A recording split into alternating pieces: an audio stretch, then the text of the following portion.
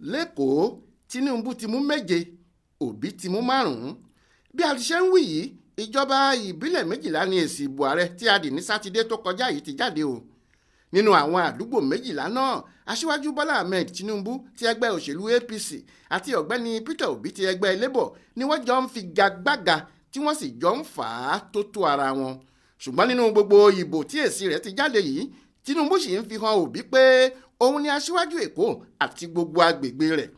20 ni gbogbo ìjọba ìbílẹ̀ tí Èkó ní. Nínú 20 yìí, ìjọba ìbílẹ̀ 12 ní èsì ìdìbò wọn ti wà nígboro.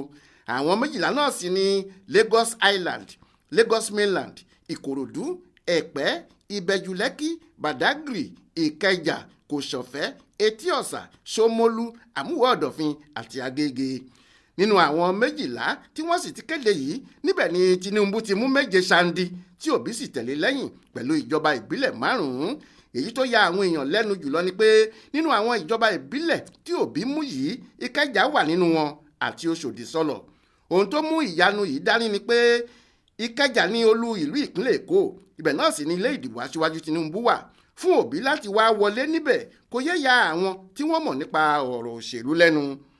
Bẹ́ẹ̀ náà ló sì rí ní Oṣòdì Sọlọ̀, ní àdúgbò tí MC Olúọmọ, ọ̀gá àwọn onímọ́tò Èkó, ti ń pàṣẹ, níbi tí olórin fújì ńlá nì Wàsíù Àyìndé sì kọ́lé rẹ̀ sí. Àwọn èèyàn ti rò pé pẹ̀lú ariwo àti àtìlẹ́yìn àwọn méjèèjì yìí, kò sí ohun tí yóò ṣẹlẹ̀ ní Oṣòdì pẹ̀lú Ìsọlọ̀ tí Tinubu kò ní borí ìbò níbẹ̀. Ṣùgbọ́n ọ̀rọ̀ náà kò rí bẹ́ẹ̀ o.